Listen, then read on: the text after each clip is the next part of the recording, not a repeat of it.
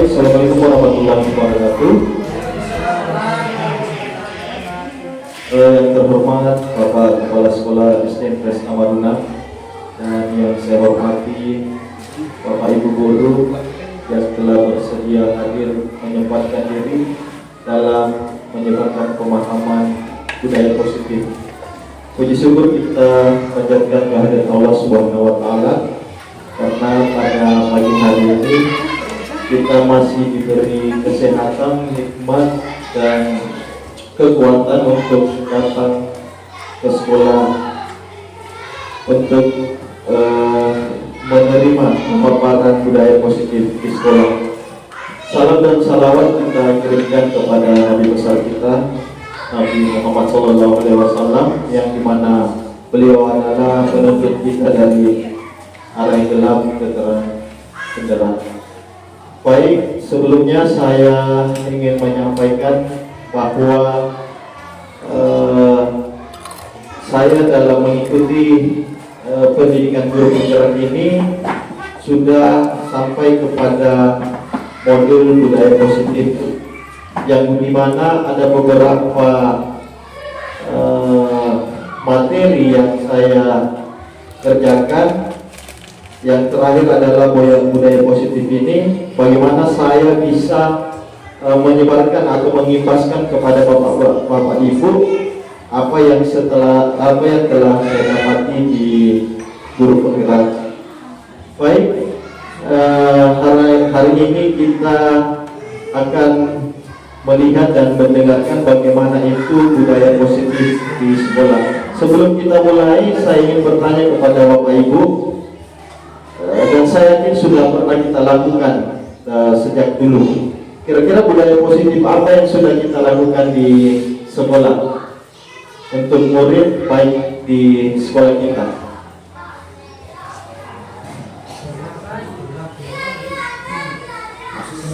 Budaya 5S.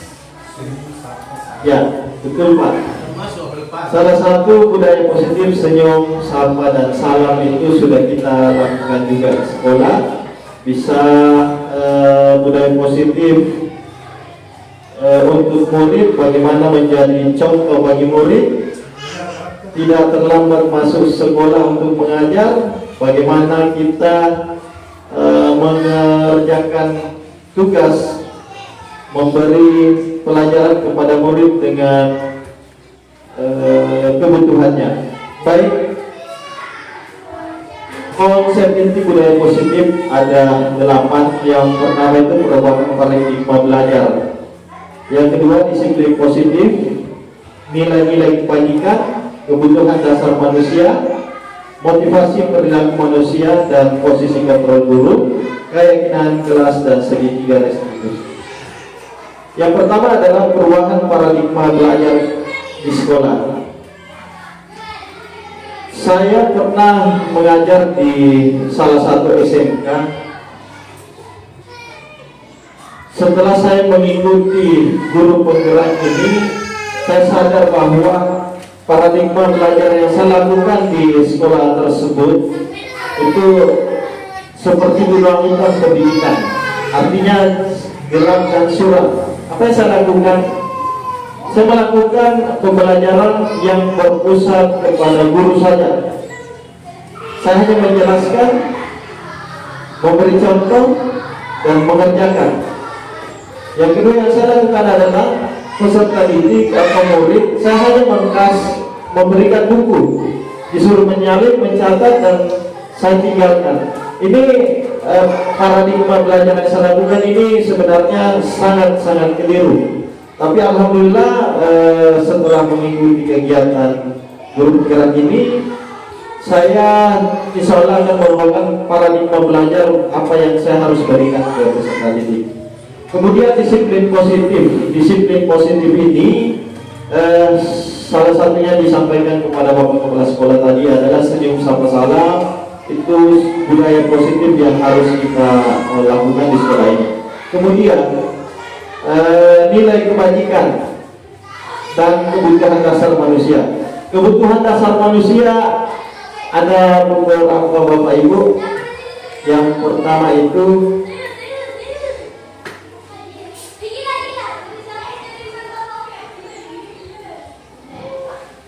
kebutuhan dasar manusia adalah sesuatu yang kita lakukan untuk mendapatkan apa yang kita inginkan.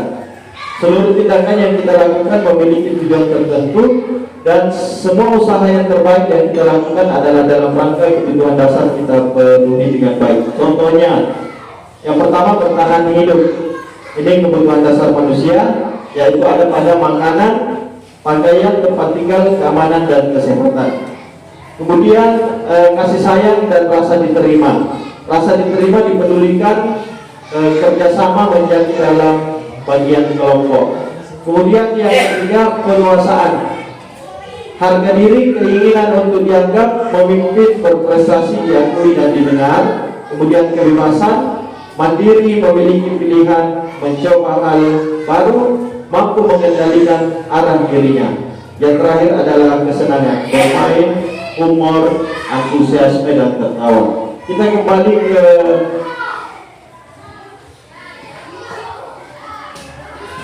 miskonsepsi dengan teori kontrol. Teori kontrol ini ibarat bagaimana kita bisa mengontrol murid untuk mengikuti kemauan kita.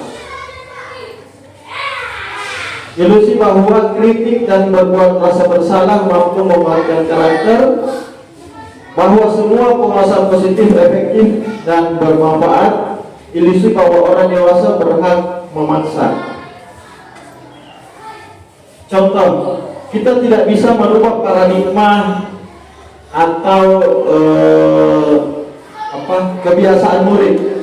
Contoh, saya ingin mengajarkan salah satu pelajaran yang tidak disenangi oleh peserta didik. Kemudian saya memaksa melakukan itu sampai kepada bagaimana murid itu tidak senang dalam pembelajaran. Baik, kita lanjut.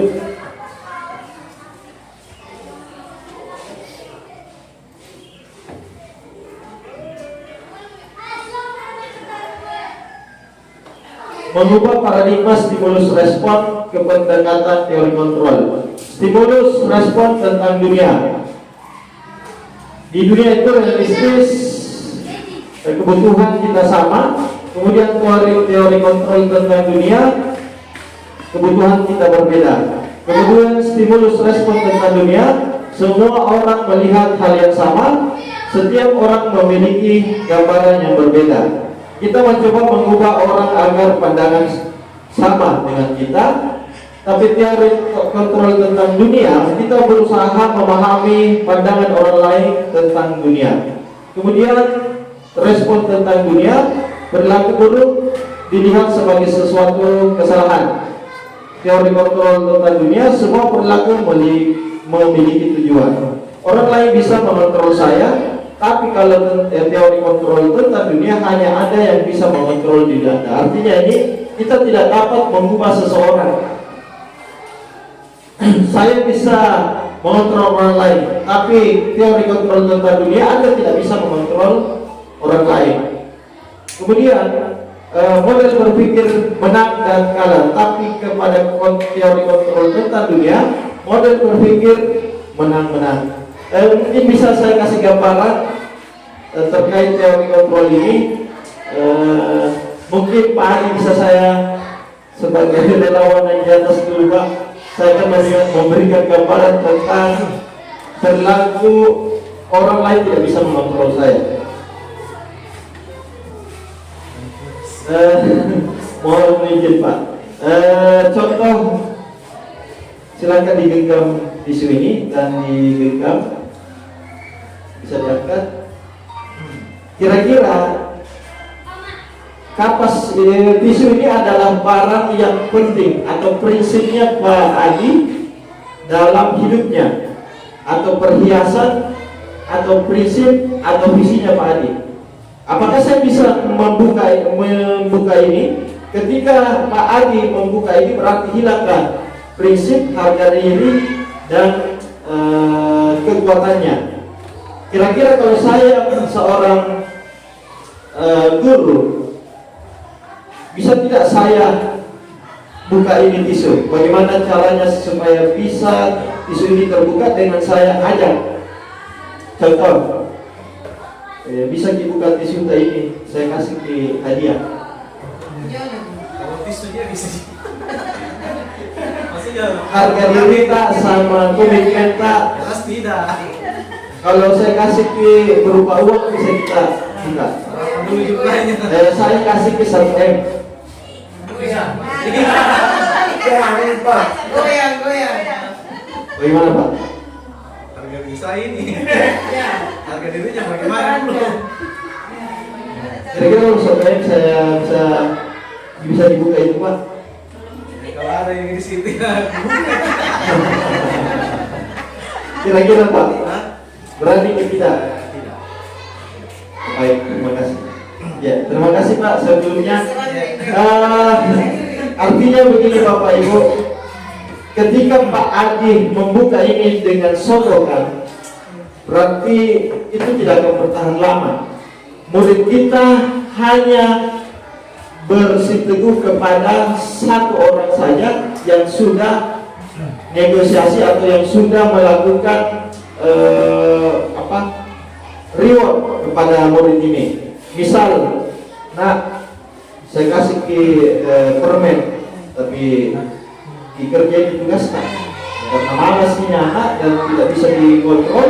Akhirnya ini anak mengambil permen itu dan selesai tugasnya. Ketika guru lain masuk, pasti tidak akan dikerjakan karena tidak ada reward. Tapi kalau anak ini berpegang teguh sesuai dengan respon orang lain bisa mengontrol saya, tapi kontrol tentang dunia hanya Anda yang bisa mengontrol diri Anda. Berarti ada miskonsepsi bahwa pemberian reward atau pemberian penghargaan kepada peserta didik itu tidak akan bertahan lama Bapak Ibu, dan hanya bersifat satu arah, satu guru saja. Tapi kalau semua guru kompak memberikan reward, bisa saja semua guru didengar oleh siswa, tapi itu yakin tidak akan bertahan lama. Ini mungkin untuk stimulus respon.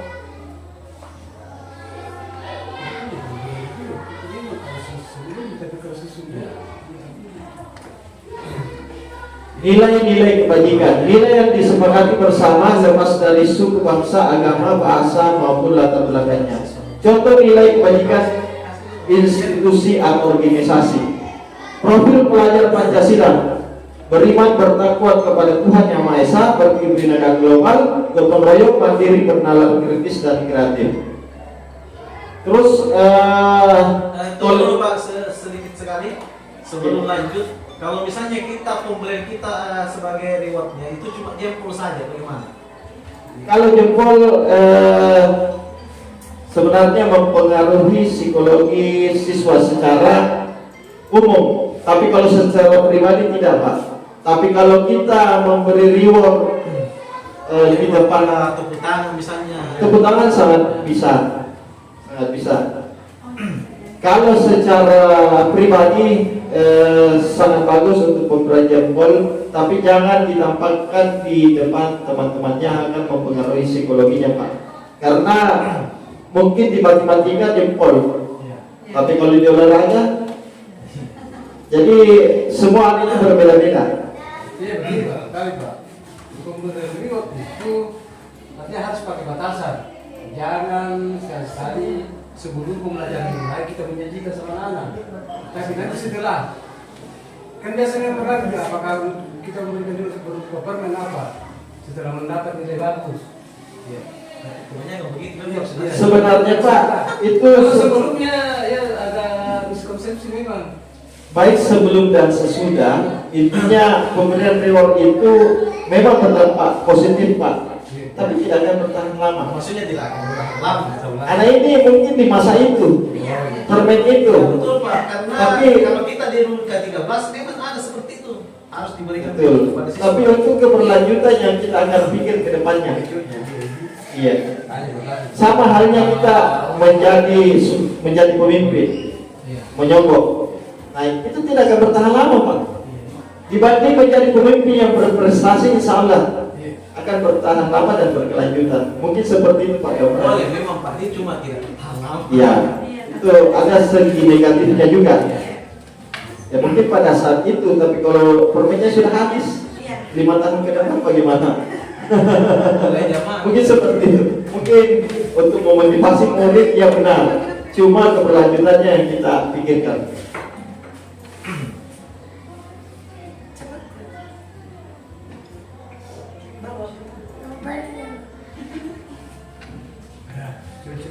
Untuk menghindari ketidaknyamanan atau hukuman, ini memotivasi perilaku manusia yang saya jabarkan tadi. Motivasi ekstrinsik untuk mendapatkan imbalan penghargaan dari orang lain. Ini sangat berhubungan Bapak Ibu, untuk menghindari ketidaknyamanan atau hukuman dan untuk mendapatkan imbalan penghargaan dari orang lain. Ini penjelasan yang saya maksud tadi. Kemudian motivasi intrinsik dalam dirinya untuk menjadi orang yang mereka inginkan dan menghargai diri sendiri dengan nilai-nilai apa yang mereka percaya. Nah, sekarang Bapak Ibu, hukuman dan konsekuensi. Sebelum kita lanjut, saya mau bertanya, apa bedanya hukuman dan konsekuensi?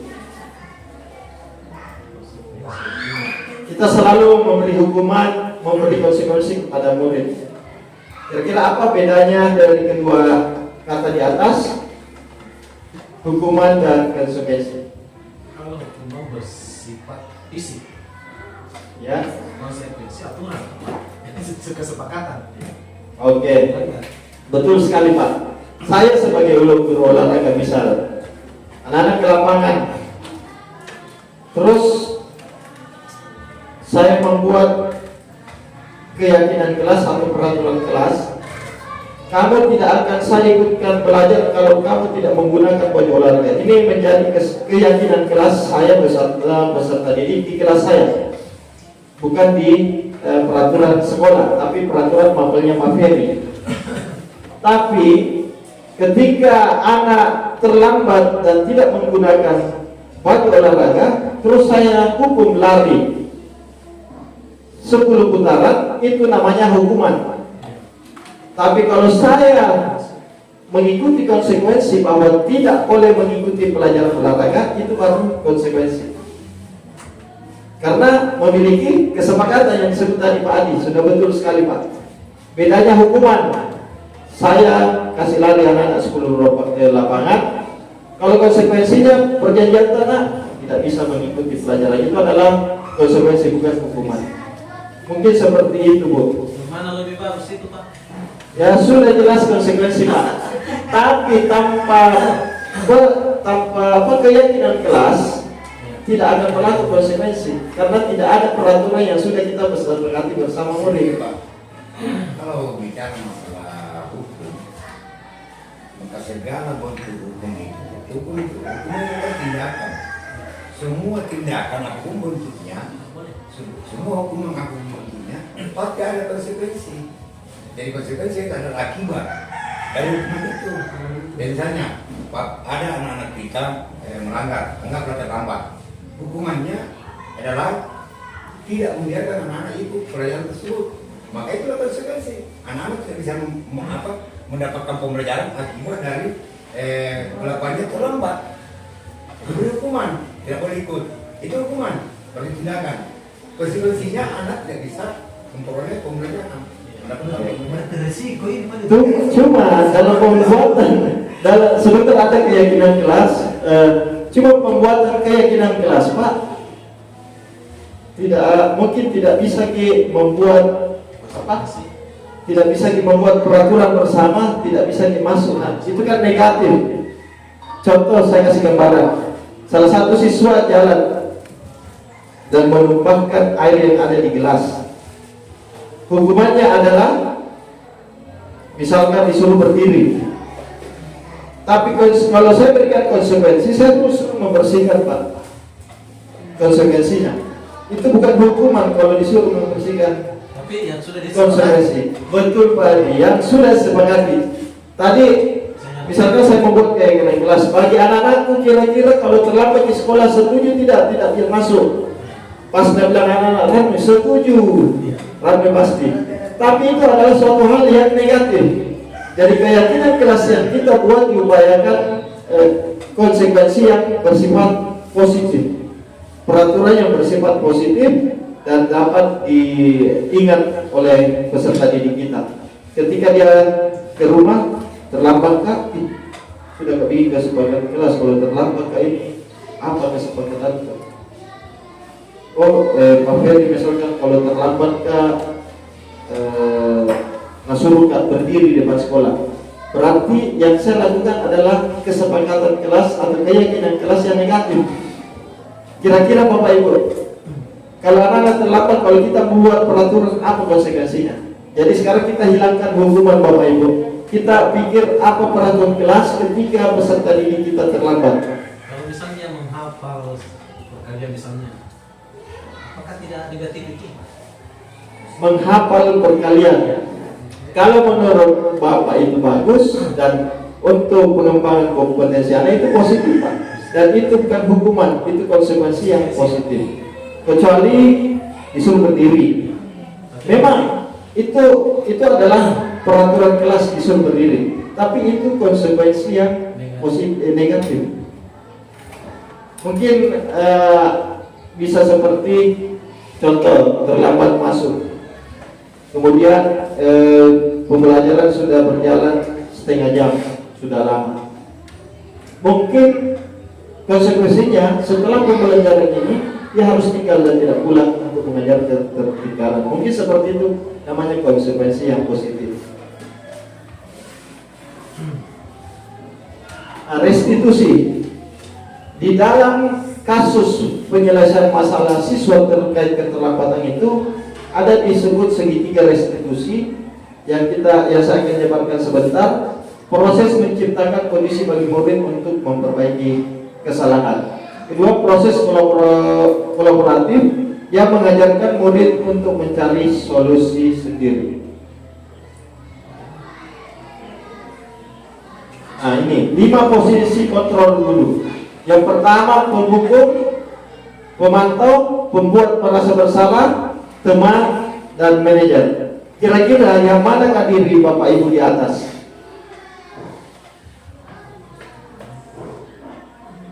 Kira-kira kita seorang guru, posisi apakah yang Bapak Ibu pilih dari kelima itu?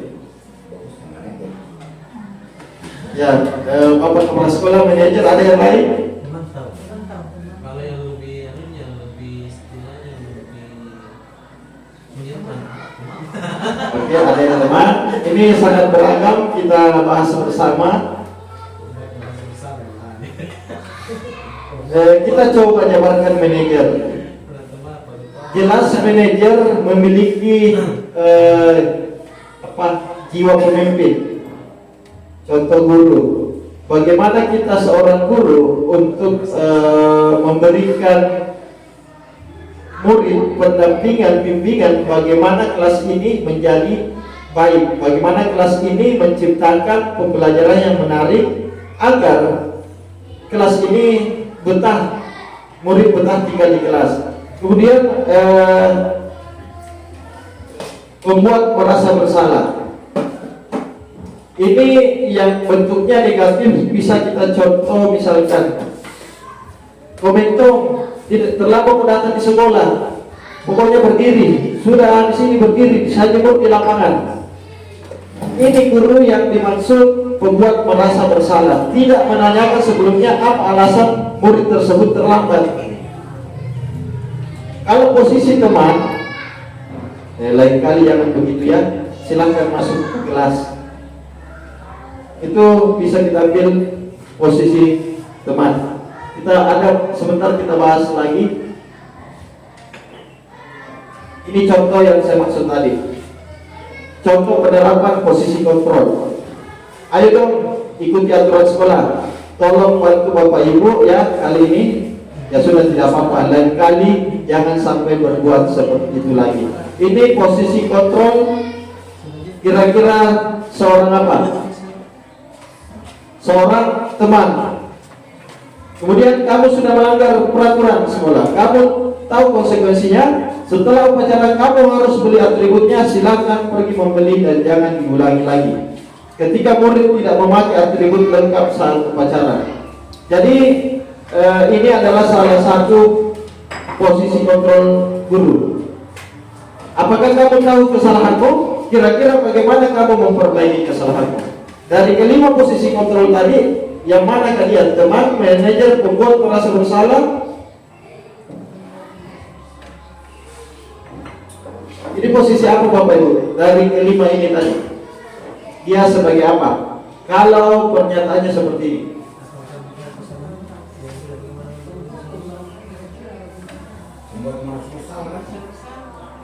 Apakah kamu tahu kesalahanmu? Kira-kira bagaimana kamu memperbaiki? Memantau. Teman, biasanya teman hanya sedikit akan tahu kesalahan. Bukan kepada manajer, biasa pimpinan di perusahaan. Apakah kau tahu kesalahanmu? Tidak langsung dipecat. Tapi kira-kira bagaimana kamu bisa memperbaiki kesalahanmu? Dikasih waktu dan kesempatan. Itulah posisi, mungkin kita bisa sebut posisi manajer. Oke, kita lanjut. Posisi kontrol apakah aku? Saya kecewa sekali dengan kamu. Saya kecewa sekali dengan kamu. Kira-kira apa?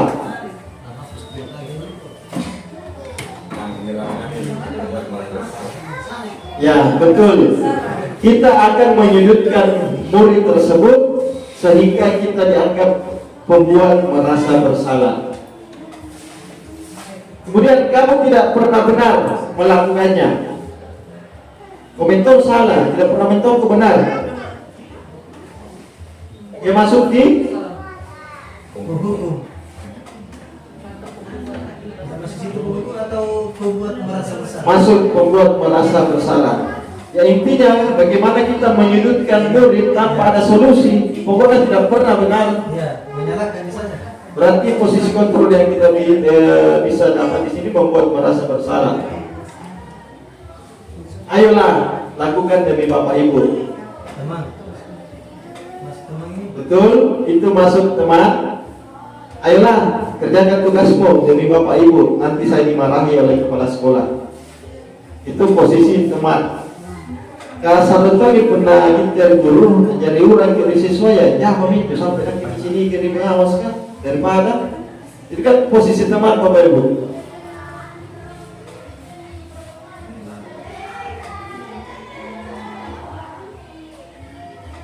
Kamu tidak pernah mendapatkan nilai jika tidak mengerjakan tugas. Tidak mentomo usaha nilai. Tidak mentomo karena selesaikan tugasmu. Ini dari posisi hukum. Hukum ini.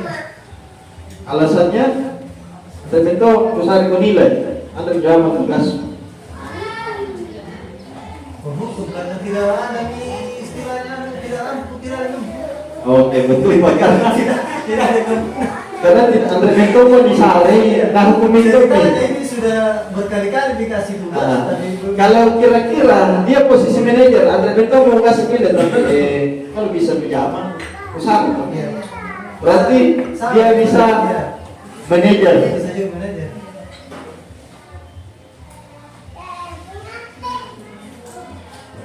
Kita masuk kepada keyakinan kelas. Kenapa keyakinan kelas? Mengapa bukan peraturan kelas? Ada yang bisa menjabarkan Bapak Ibu? Saya rasa saya juga kemarin yang ku tahu itu hanya kesepakatan kelas.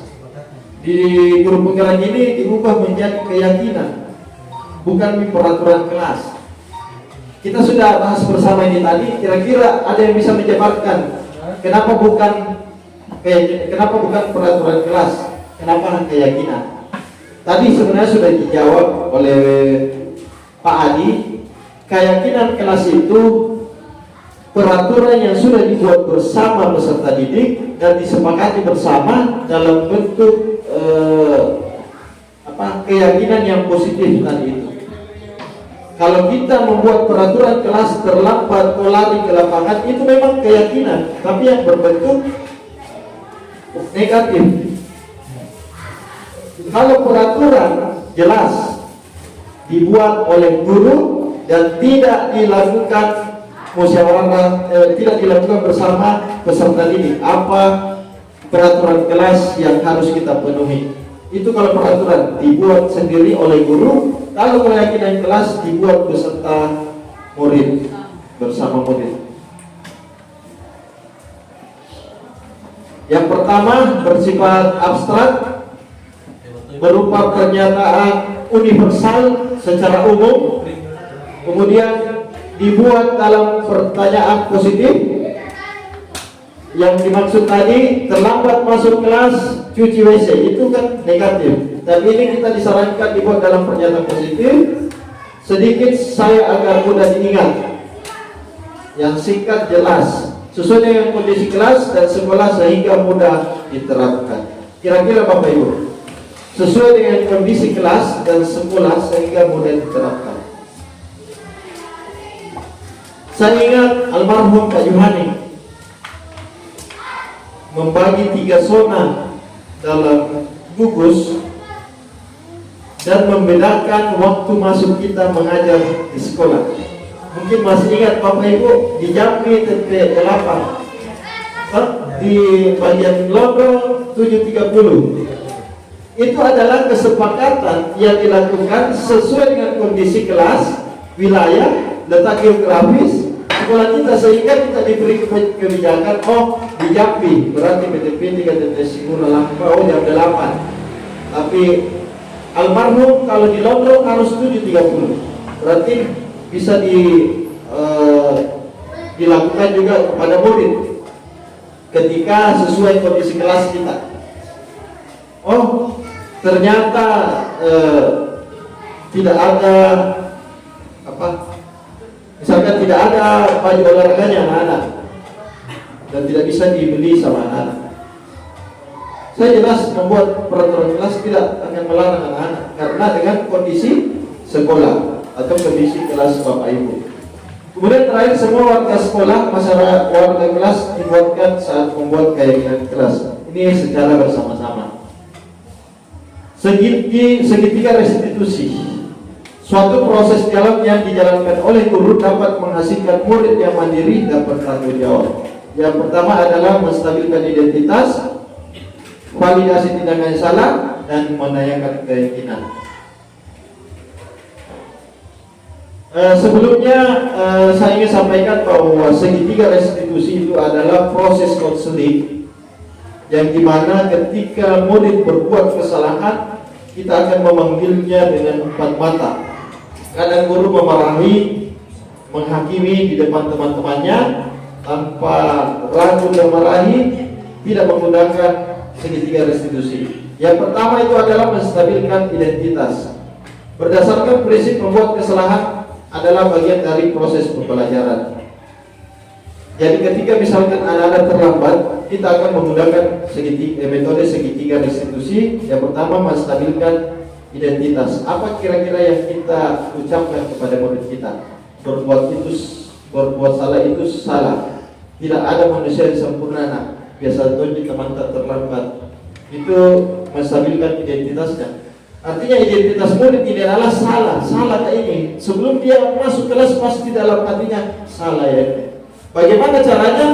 Dia datang supaya tidak dimarahi, stabilkan dulu identitas kesalahannya itu.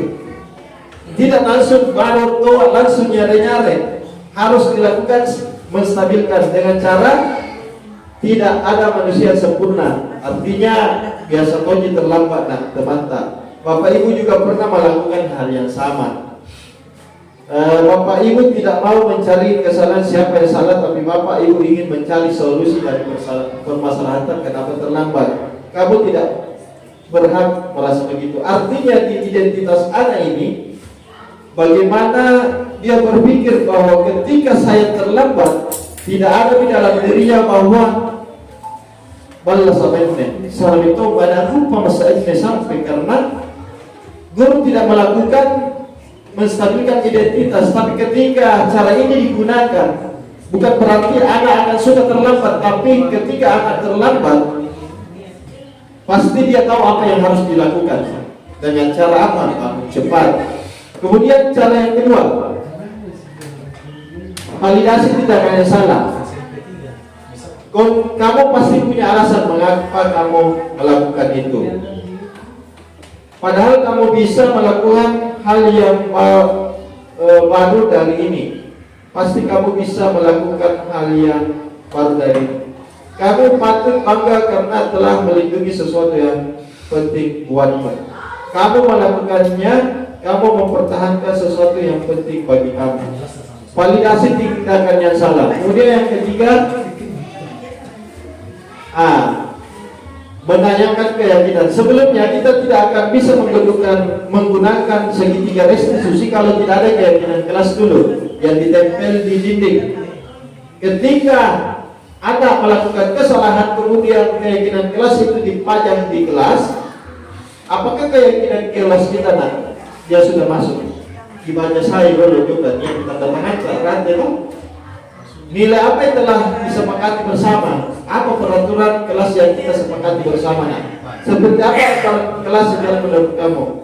Kamu ingin menjadi seorang yang seperti apa? Misalnya, kamu ingin bangun cepat atau harus cepat ke sekolah?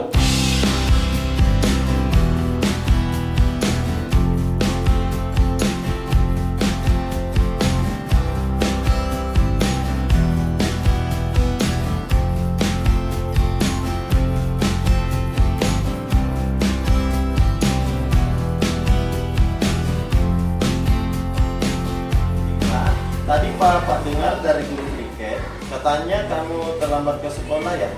Iya Pak. Ingatan kamu sudah berapa kali kamu terlambat ke sekolah? Sudah 5 kali Pak. Sering terlambat ke sekolah itu suatu kesalahan bukan? Iya Pak. Berbuat kesalahan itu manusiawi.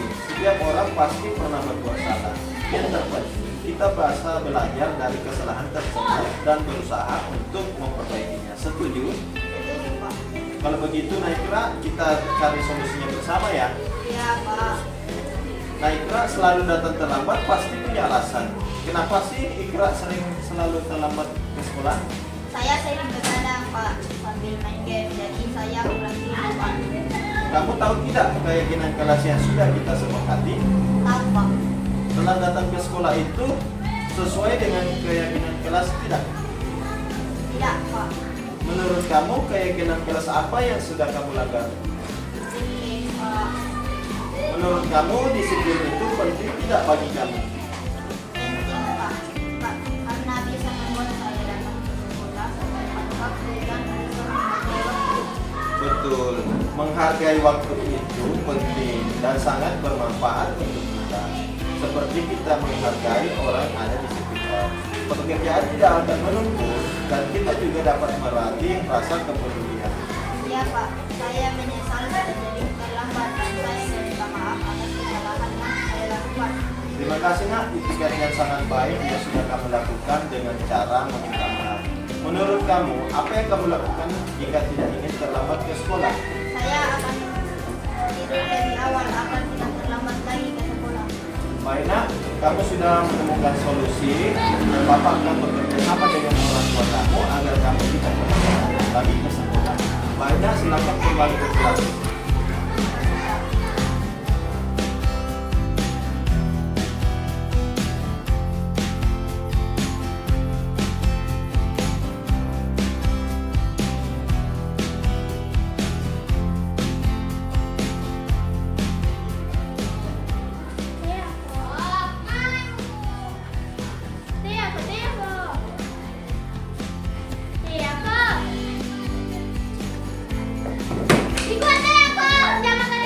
Tadi Bapak dengar dari laporan besok kelas, katanya kamu habis berdekat dengan Wiwi. Iya Pak, habisnya kesal sih. Kenapa besar? Wiwi terus-menerus mencontek hasil pekerjaan saya. PR, tugas juga selalu mencampur. Oh begitu, wajarlah kamu marah dan besar. Jika Bapak ada di posisi kamu, Bapak juga pasti berbuat hal yang sama. Lalu apa yang kamu lakukan terhadap Wiwi? Saya marah-marah, Pak.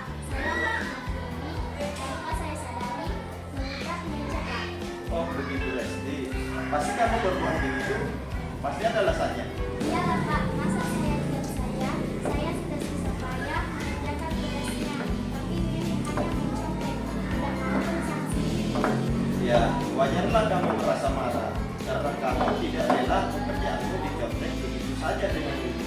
Bapak sangat menghargai tindakan kamu yang tidak berbuat buru-buru daripada itu, misalnya sampai memukul. Sekarang coba kita pikirkan, tindakan kamu marah sampai menggebrak meja itu, apakah sesuai dengan keyakinan kelas kita? Tidak, Pak. Menurut kamu, keyakinan kelas apa yang sudah dilanggar? Saling menghormati sesama teman, Pak. Iya, betul. Menurut kamu, saling menghormati sesama teman itu penting tidak bagi kamu? Baik, kalau begitu, kalau menurut kamu itu penting, jadi keyakinan kelas apa yang kamu lakukan pada saat kamu marah? Harus lebih sabar, Pak. Kamu bersedia tidak memperbaiki masalah ini? Bersedia, Pak. Apa yang kamu lakukan untuk memperbaiki masalah ini? Saya bersedia bersabar dan mengarah amarah. Kalau ada teman yang mencontek, saya akan melaporkan ke kita. Ya, tepat sekali tindakanmu. Tetap semangat ya. Silakan kembali ke kelasmu. Assalamualaikum warahmatullahi wabarakatuh. Nama saya Rasti, kelas 6. Saya senang sekali diajak diskusi dengan Pak Peri untuk dapat mengendalikan amarah karena perilaku teman kelas saya. Saya harus belajar banyak bersabar dan dapat menghormati teman-teman saya. Dalam penerapan disiplin positif, hendaknya guru memiliki standar kepribadian, profesional dan sosial yang baik, di mana guru mampu merefleksikan dirinya dalam posisi kontrol saat ini. Bagaimana perjalanan dirinya sebagai manajer yang menuntut murid menjadi insan yang mandiri, bertanggung jawab dan merdeka. Ini dari standar nasional pendidikan, Bapak Ibu. Baik, terima kasih. Saya ucapkan Assalamualaikum warahmatullahi wabarakatuh.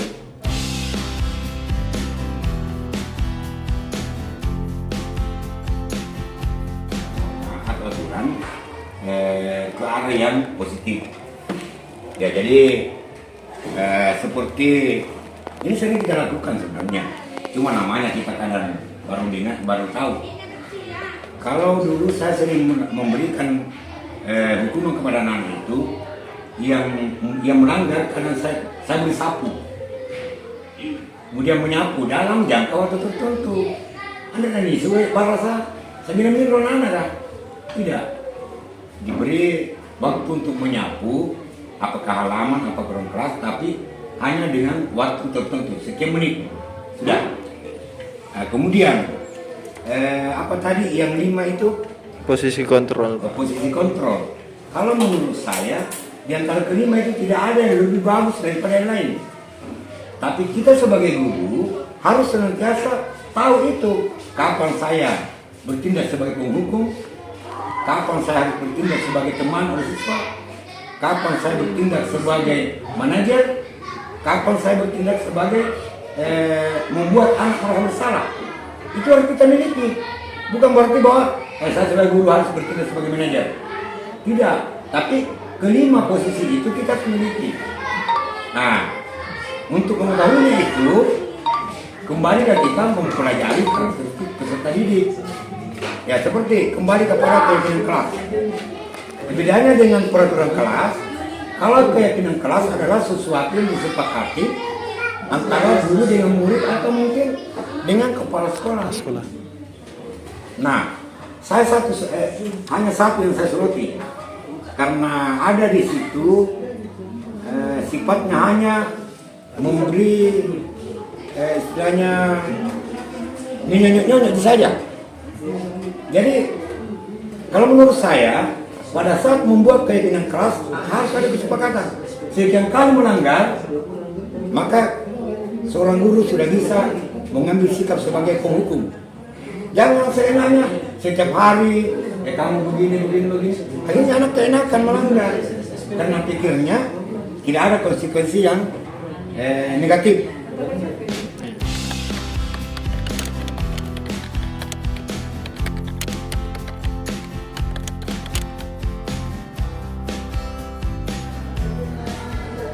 Assalamualaikum warahmatullahi wabarakatuh. Apa kabar hari ini anak-anak? Alhamdulillah. Ada yang sakit? Sudah makan semua sarapan? Alhamdulillah. Hari ini kita akan membuat keyakinan kelas. Ada yang tahu apa itu keyakinan kelas? Baik, Bapak jelaskan ya. Keyakinan kelas itu sama halnya dengan peraturan kelas. Tapi peraturan kelas itu dibentuk dengan keyakinan. Apa itu peraturan-peraturan yang biasa kalian langgar? Tidak bisa membawa HP. Oke. Jadi peraturan ini dalam bentuk keyakinan. Keyakinan adalah bagaimana kita menjadi murid yang bertanggung jawab dalam diri kita sendiri, yakin betul bahwa tidak boleh kita melakukan hal-hal yang dilanggar oleh peraturan sekolah. Jadi keyakinan kelas ini sama halnya dengan peraturan, tapi peraturan dibentuk dalam keyakinan kelas. Paham sampai di sini? Pak Ferry akan menjelaskan contoh-contoh apa saja keyakinan kelas yang bisa kita ambil antara murid dan guru, atau guru dan murid, atau murid sesama murid. Seperti apa kalimat positif yang biasa diberikan di keyakinan kelas? Yang pertama jujur, yang kedua bertanggung jawab, yang ketiga disiplin, saling menghormati, saling menghargai, dan menjaga kebersihan kelas. Contohnya, tidak boleh membuang sampah sembarangan. Keyakinan kelas dilarang membuang sampah sembarangan. Masuk kalimat negatif positif apa? Menjaga kebersihan. Oke. Dilarang mencontek. Nilai positifnya di keyakinan diri kita apa? Jujur. Jujur, bagus. Sering terlambat ke sekolah. Keyakinan kelas yang bisa disepakati atau dibuat dalam bentuk kalimat positif? Tidak disiplin. Disiplin. Keyakinan kelas tidak boleh dengan kata tidak, tidak boleh dengan kata dilarang, tidak boleh menggunakan kata jangan, tapi harus menggunakan kata positif, yaitu apa tadi? Jujur, bertanggung jawab, disiplin, saling menghormati, menghargai, menjaga kebersihan. Contoh lagi, mengganggu temannya yang sedang belajar. Berarti sikap keyakinan kelas positif apa yang ditanamkan tidak mengganggu teman sedang belajar? Apa kalimat positifnya? Ada yang lain? Tidak boleh atau dilarang mengganggu temannya yang sedang mengerjakan tugas. Kalimat positifnya apa? Harus menghargai. Betul, menghargai teman kelas. Paham semua? Paham. Jadi tidak boleh menggunakan kata negatif, yaitu tidak. Tidak boleh menggunakan kata jangan. Ya? Tidak boleh menggunakan kata dilarang. Ini adalah bentuk kalimat negatif. Paham sampai di sini? Ada yang bisa lagi kasih contoh peraturan pelanggaran atau apa yang biasa kalian lakukan berdampak negatif bagi dirimu dan temanmu? Tidak. Contohnya apa? Ya? Tadi tidak boleh terlambat ke sekolah, itu nilai positifnya untuk diyakini harus disiplin. Ya? Kalau mandiri berarti kita harus apa? Kalau mandiri apa? Tidak boleh menyontek. Masuk mandiri, kita harus mandiri mengerjakan tugas sendiri. Tapi nilai positifnya adalah jujur. Apalagi kalimat-kalimat yang biasa kita langgar di peraturan. Tapi sebelumnya keyakinan kelas berbeda dengan tata tertib di sekolah. Tata tertib di sekolah itu harus dipatuhi dan dibuat oleh sekolah. Keyakinan kelas ini kita buat bersama dengan guru dan disepakati bersama sang murid. Berarti bukan Pak Ferry yang membuat keyakinan itu. Kalianlah sebagai murid yang akan membuat keyakinan kelas, apa saja yang boleh, apa saja yang tidak boleh dilakukan. Jadi Pak Ferry ulangi, keyakinan kelas sama halnya dengan peraturan kelas. Tapi peraturan kelas itu dibentuk dengan keyakinan. Keyakinan itu apa? Keyakinan kita diajarkan bertanggung jawab dengan apa yang menjadi prinsip kita untuk dia dilakukan dan tidak dilakukan hal-hal yang negatif. Jadi harus kita berprinsip yakin bahwa ini tidak boleh dilakukan. Keyakinan apa? Contohnya sudah kalian sebut tadi. Tidak boleh terlambat, menggunakan sepatu ke sekolah, tidak boleh menggunakan sendal. Kalau tidak boleh menggunakan sendal ke sekolah, nilai positif keyakinan kelasnya apa? Disiplin. Paham sampai di sini? Paham. Ada yang mau bertanya? Tidak. Pak Ferry ulangi ya, supaya tambah jelas. Jadi nilai positif, kalimat positif dalam pembuatan keyakinan kelas yang pertama itu kedua tanggung jawab, disiplin, saling menghormati, saling menghargai, menjaga kebersihan kelas. Kalimat negatifnya yang biasa dilakukan adalah membuang sampah sembarangan. Jadi boleh sebentar menulis, terserah kalian menulis keyakinan apa yang mau disepakati. Tidak boleh membuang sampah sembarangan. Berarti nilai keyakinannya harus menjaga Kebersihan.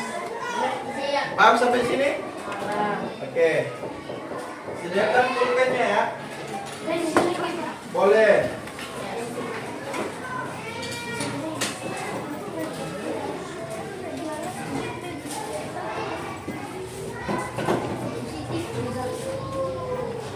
Jadi si Pak Ferry akan lagi kembali. Satu orang menggunakan satu kalimat keyakinan kelas, satu saja, ya. Satu orang satu. Kemudian setelah itu, kalau Pak Ferry arahkan silahkan tempel, silahkan ditempel, ya, di atas. Terus kita akan sepakati. Terakhir kita akan lakukan penandatanganan kesepakatan kelas yang ditandatangani oleh kalian semua dan disepakati oleh Pak Ferry bersama kalian semua. Paham? Paham.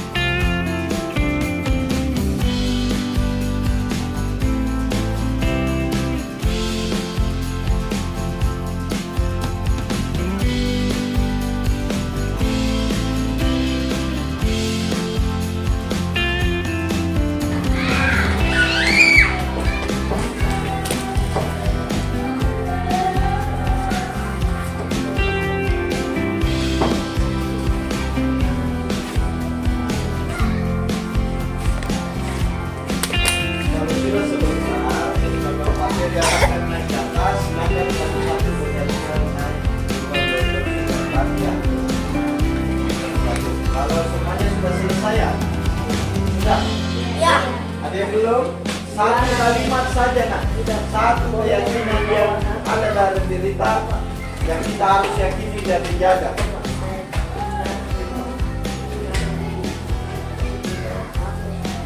Oke, bisa. Nanti kita bahas dan kita satukan dan kita sepakati ya.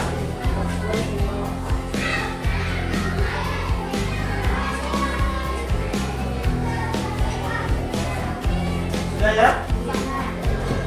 Oke, silakan mulai dari sana. Ya, tempel yang rapi, yang bersusunannya rapi ya. Oke, jangan ditimpa ya. Oke.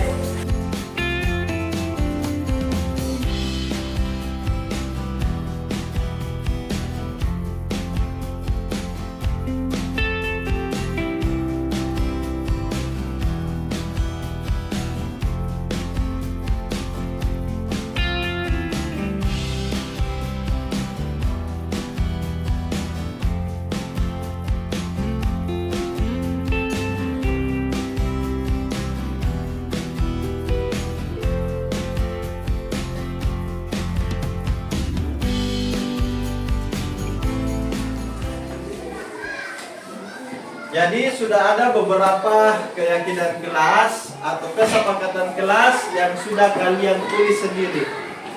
Keyakinan kelas ini kalian yang buat sendiri, kita sepakati bersama.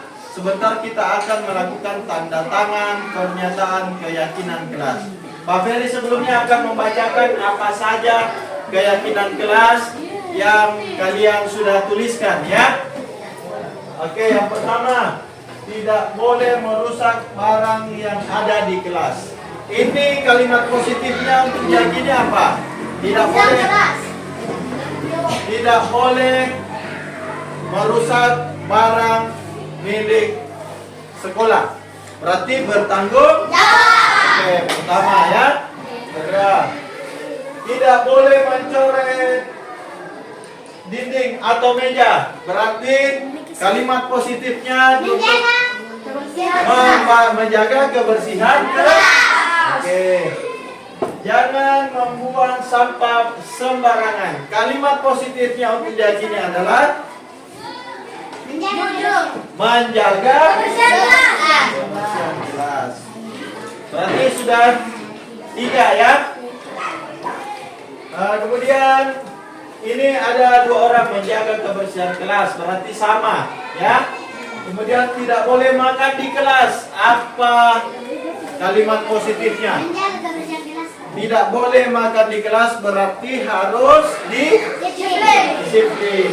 Karena peraturannya tidak boleh makan di kelas pada saat tapi kalau setelah kita belajar boleh makan di kelas ya.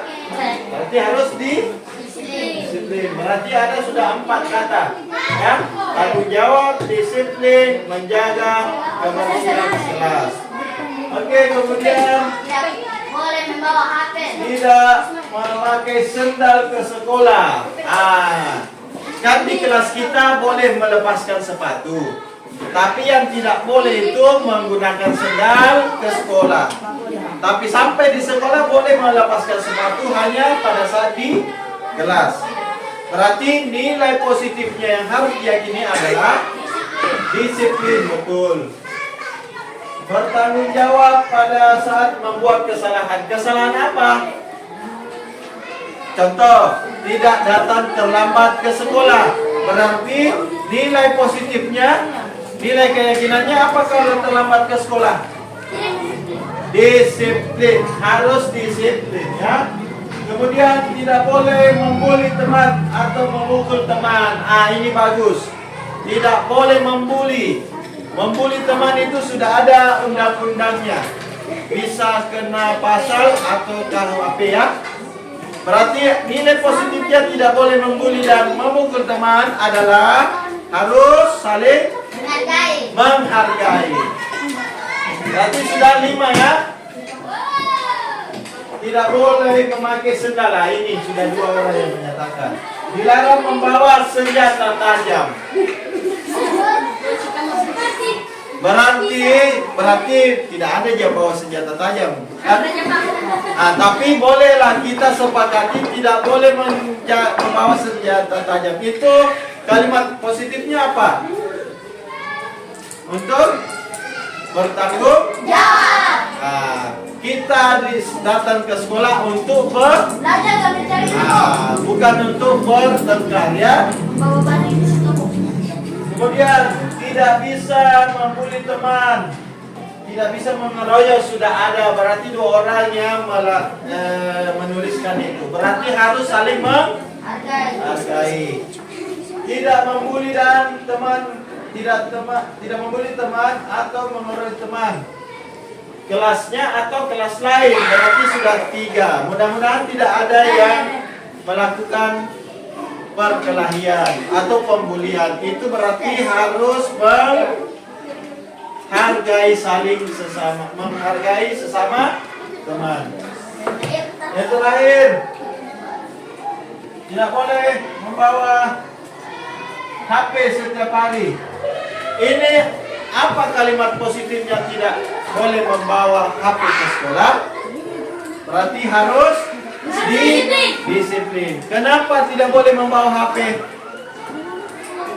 Kalian menggunakan HP di sekolah mungkin hanya untuk main game. Berarti itu tidak diperbolehkan. Nilai positifnya adalah harus disiplin. Oke, baik. Jadi ada beberapa kalimat positif yang harus diyakini bersama, yaitu pertama, jujur. Tidak boleh mencontek, jujur. Kedua, tanggung jawab. Ketiga, disiplin. 4, saling menghormati. Yang kelima, saling menghargai. Yang terakhir, menjaga kebersihan atau lingkungan. Sepakat? Oke, maka dari itu saya panggil satu-satu untuk menandatangani keyakinan kelas yang sudah kita sepakati bersama. Artinya, ke-8 ini harus kita yakini bersama, kita tanamkan bersama agar tidak dilakukan. Kita harus melakukan hal-hal yang positif saja. Ya? Oke, silakan mulai dari sini.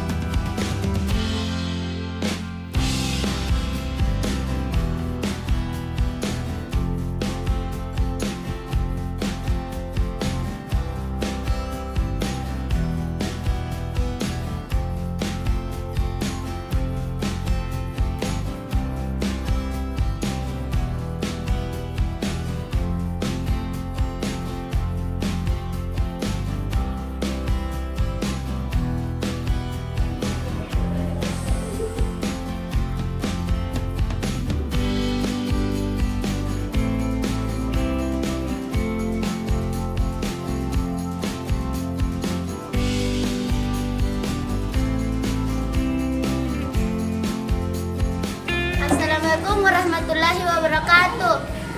Perkenalkan, nama saya Kirana, kelas 5. Assalamualaikum warahmatullahi wabarakatuh. Perkenalkan, nama saya Rahmat, kelas 5. Bismillahirrahmanirrahim. Assalamualaikum warahmatullahi wabarakatuh. Perkenalkan, nama saya Muis, kelas 5. Bismillahirrahmanirrahim. Assalamualaikum warahmatullahi wabarakatuh. Perkenalkan, nama saya Nabila Nafri, kelas 5.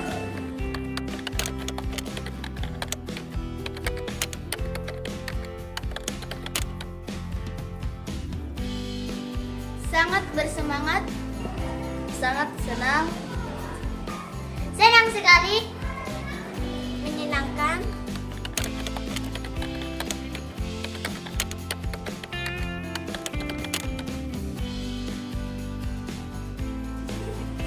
penting, Sangat penting, iya sangat penting, sangat penting,